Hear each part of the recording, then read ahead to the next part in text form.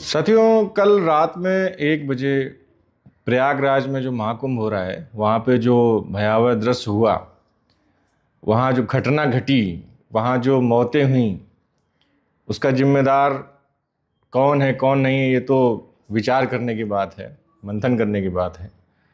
मगर जो आंकड़े सरकारें देती हैं, प्रशासन देता है, क्या वो आंकड़े देने में हमारी सरकारों को, हमारे प्रशासन को जरा सी भी शर्म नहीं आती है? प्रशासन आंकड़े दे रहा है कि 10 से 15 लोग मरे, और वहाँ चश्मदीद गवाह कह रहे हैं कि 50-50, 60-60 लाशें एक साथ लाद के ले जाई गई। मेरे कुछ रिश्तेदार वहाँ रहते हैं प्रयागराज में, मैंने उनसे पूछा, वो वही सरकारी हॉस्पिटल के पास ही रहते हैं, उन्होंने तक कहा कि 100 से ज़्यादा मौतें हुई हैं। भाई मौतें हुई तो पोस्टमार्टम हाउस जा रही हैं, पोस्टमार्टम हाउस में लाइन लग रही है। यहाँ तक कि लाशों में जो बैग, जिस बैग में पैक किए गए थे, उस बैगों में नंबर पड़े हुए थे, 50-60 नंबर तक गिने हैं लोगों ने वहाँ पे। प्रशासन छुपाता क्यों है, अपनी नाकामी छुपाता क्यों है, ये सबसे बड़ा सवाल है। मौत अगर किसी की हुई है तो उसको आप कबूल करिए, घटना हुई है तो उसको कबूल करिए, गलती हुई है तो उसको कबूल करिए। गलती, अब आप कहेंगे गलती क्यों हुई है, बहुत से लोग कह रहे हैं, बहुत से संत लोग कह रहे हैं, महात्मा कह रहे हैं, इतना बड़ा महाकुंभ है, आहुतियाँ तो होती हैं, ये भी एक आहुति है, मोक्ष हुआ है, लोग तो मरेंगे ही जहाँ करोड़ों की संख्या में लोग आ रहे हैं। तो मेरा उन साधुओं से, उन अधिकारियों से एक जवाब है, मैं एक जवाब उनको देना चाहता हूँ कि अगर आपके परिवार का कोई मरा होता तब आप कहते, तब हम मानते आपको। आपका मन द्रवित नहीं हुआ, आप पत्थर दिल के लोग हैं, आपका दिल बिल्कुल भी द्रवित नहीं हो रहा है, आपको बिल्कुल भी भय नहीं है, आप सिर्फ अपना परचम लहराना चाहते हैं कि महाकुंभ में 144 साल बाद आया है, इसमें किसी भी प्रकार का अनिष्ट अगर कुछ हो भी जाता है तो उसको फल मान के उसको आगे बढ़िए और ऐसा काम करिए।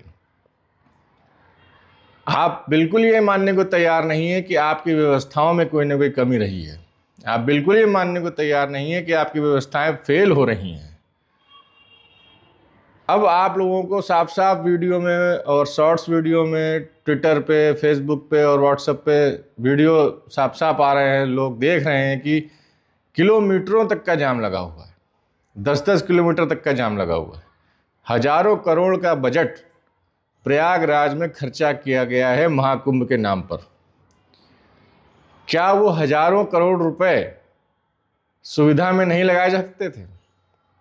लोग वीडियो वायरल कर रहे हैं कि नदी में, गंगा जी में लोग मलमूत्र त्याग रहे हैं, मलमूत्र की वीडियो वायरल हो रही है। मलमूत्र, क्या करोड़ों की संख्या के लोग जो आने वाले थे उसमें आप मैनेजमेंट नहीं कर सकते थे? आपने ये मैनेज कर दिया, आपने ये प्रेडिक्ट कर दिया है, सरकार ने प्रेडिक्ट कर दिया है कि करोड़ों लोग आएंगे। उन करोड़ों लोगों की व्यवस्था क्या करी है सरकार ने, ये कभी सोचा है? उन करोड़ों लोगों के स्नान की व्यवस्था सरकार ने जीरो की है, कुछ नहीं की है। मैं फिर आपसे कहना चाह रहा हूँ, आप ऐसे ही मत मानिए हमारी बात, जाइए कुंभ में, प्रयागराज में, वहाँ जाके देखिए, खुद आपको पता चल जाएगा कि जो प्रशासन ने व्यवस्था करी है, जो प्रशासन ने हजारों करोड़ रुपए खर्चा किए हैं, वो हजारों करोड़ रुपए आपको कहीं दिख रहे हैं या नहीं दिख रहे हैं? मैं यकीन से आपको कह सकता हूं, उन हजारों करोड़ रुपए में 50% पैसा अधिकारियों की जेब में गया है। नहीं यकीन आए तो जाके उनकी जेबें तलाश लीजिए, जाके उनके घर तलाश लीजिए, नोटों की गड्डियों के सिवा आपको कुछ नहीं मिलेगा। मैं लिख के दे रहा हूं ये बात, और दावे के साथ कह रहा हूं। सारे भ्रष्ट अधिकारी भरे हैं वहां पे प्रयागराज में, सब अपनी जेब भरने में तुले हुए हैं, सबको सिर्फ पैसा दिख रहा है, व्यवस्थाओं के नाम पे उन्होंने कुछ नहीं किया है। तो ये जो करोड़ों की संख्या आ रही है कई प्रदेशों से, जो दिक्कतें हो रही हैं आम जनता को, आम पब्लिक को, तो इसमें कहीं ना कहीं सरकार की किरकिरी हो रही है, प्रशासन की किरकिरी हो रही है। और प्रशासन को क्या पड़ी है, शासन को क्या पड़ी है? शासन तो शासन है, उसको तो नौकरी करनी है, सरकार किसी की भी हो, वो तो हर जगह झुक जाएगा। मगर सरकार को सोचना चाहिए, भारतीय जनता पार्टी को, योगी जी को ये सोचना चाहिए। आज मैंने पेपर पढ़ा था, आज उन्होंने जब इतना बड़ा हादसा हो गया तब उन्होंने वीआईपी कल्चर पर रोक लगाई है कि वीआईपी की एंट्री नहीं हो पाएगी, सारा ध्यान अब आम जनता पर दिया जाएगा। 100 मौतें होने के बाद आपने ऐसा फैसला लिया है। यही फैसला आप पहले भी ले सकते थे।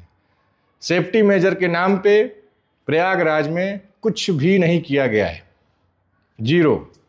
सेफ्टी मेजर सिर्फ जल पुलिस लगाने से नहीं होगा, सेफ्टी मेजर सिर्फ जल में, नदियों में बैरिकेड लगाने से नहीं होगा।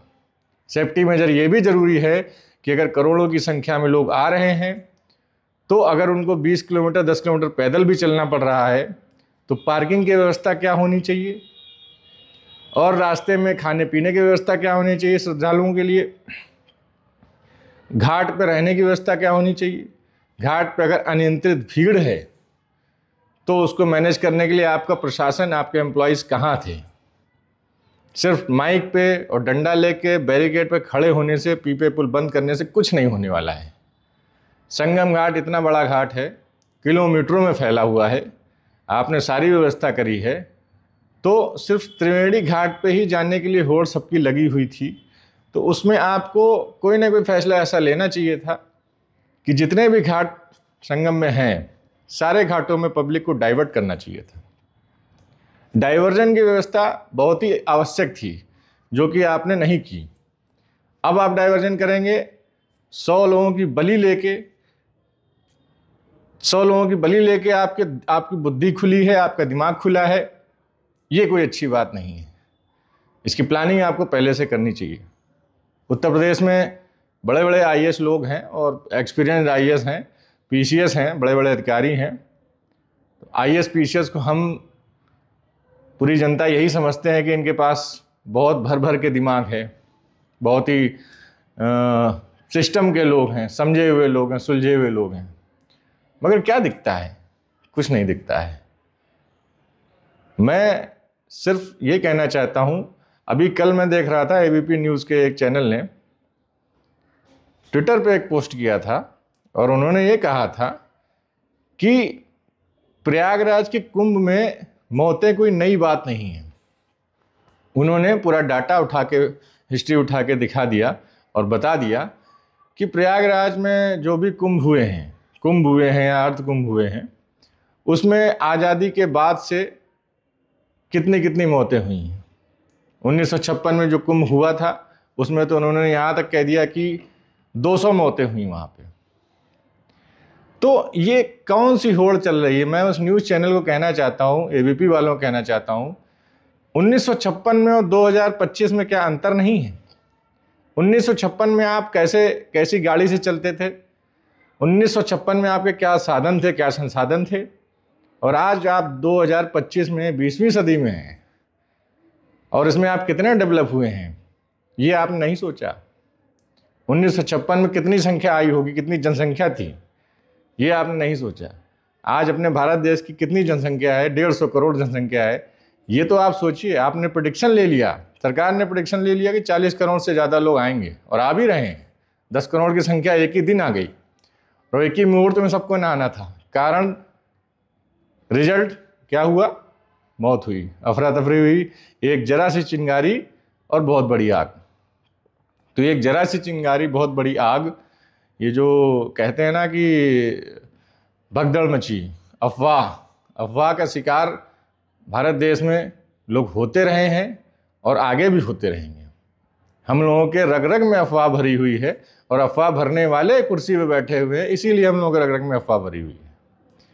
तो जो योगी जी ने अभी डिसीजन लिया है, जो भी फैसले उन्होंने लिए हैं, वीआईपी कल्चर को बंद किया है उन्होंने, अगर जाना है तो भीड़ के साथ जाओ, जो भी ध्यान देना है भीड़ के साथ ध्यान देना है। अभी तक क्या होता रहा है, सारी फोर्स, सारे अधिकारी वीआईपीज को ही ट्रीट करते थे। आम जनता तो एक कुत्ते बिल्ली की तरह थी, आओ जाओ जो करना है करो, जब चाहा तब रास्ता बंद कर दिया, जब चाहा तब रास्ता खोल दिया। तो योगी जी को अपने प्रदेश की इज्जत का भी, साख का भी ख्याल रखना चाहिए। अगर बाहर प्रदेश से कोई जनता, कोई आम पब्लिक आ रही है तो उसका भी ध्यान रखना चाहिए। प्रयागराज के बॉर्डर के चारों तरफ जितने भी ज़िले हैं हर जगह चौक हो गया है, रोडें चौक हो गई हैं, जाम हो गया है। इस जाम में जो लोग परेशान हैं, घंटों घंटों जो बसों में बैठे हुए हैं, जो गाड़ियों में बैठे हुए हैं, उनके लिए क्या व्यवस्था की सरकार ने, ये भी उनको सोचने की बात है। कोई व्यवस्था नहीं की गई, बस सिर्फ बैरिकेड लगा दिया, रोड रोक दिया, बस दैट्स इट। तो आपके प्रदेश में कोई आया है दर्शन करने, आपकी जिम्मेदारी बनती है, प्राइम रिस्पॉन्सिबिलिटी बनती है कि आप लोगों का ख्याल रखें। ऐसे ही प्रदेश की छवि नहीं बनती है। प्रदेश की छवि बनाने के लिए आपके अंदर सेवा भाव होना चाहिए। सिर्फ मुंह से बोलने से और वक्तव्य देने से, सिर्फ भाषण देने से काम नहीं चलेगा, सांप्रदायिकता फैलाने से काम नहीं चलेगा। आपको वो सेवा भाव आपके अंदर होना चाहिए। अगर आपके धर्म के प्रति लोग उतर रहे हैं और रुझान आ रहा है लोगों का, तो ऐसे लोगों को आड़े हाथ तो लेना चाहिए और आपको थोड़ा ध्यान देना चाहिए। फिलहाल अब आगे और भी शाही स्नान होने वाले हैं, उसमें कितनी सुरक्षा बरती जाएगी, कितनी नहीं बरती जाएगी, कितनी पब्लिक आएगी, क्या प्लानिंग चल रही है। अभी सुनने में ये भी आया है कि पुराने जो अर्धकुंभ के अधिकारी हुआ करते थे दूसरी सरकारों में, अन्य सरकारों में, उन्हीं अधिकारियों को दोबारा फिर से वहाँ पे डिप्यूट किया जा रहा है। उनकी सहायता ली जाएगी, उनकी हेल्प ली जाएगी, क्योंकि उनका जो अनुभव रहा है अर्धकुंभ का और कुंभ का, वो अनुभव कहीं ना कहीं काम आएगा। तो सरकार ने कहीं ना कहीं शुरुआत में ये भी गलती करी है कि जो अधिकारी वहाँ पे पहले डिप्यूट रहे हैं अर्धकुंभ में और कुंभ में, उन्हीं अधिकारियों की सहायता लेनी चाहिए, उन्हीं अधिकारियों को डिप्यूट करना चाहिए। अब जब तमाचा पड़ गया है उसके बाद आप ये सब कर रहे हैं, तो ये कोई अच्छी बात नहीं है। आपने अपने विपक्षियों को खुद बोलने का मौका दिया है। अब बोलने का मौका दिया है तो सुनने की भी हिम्मत रखिए और सुनिए। फिलहाल के लिए इतना ही। बहुत बहुत धन्यवाद।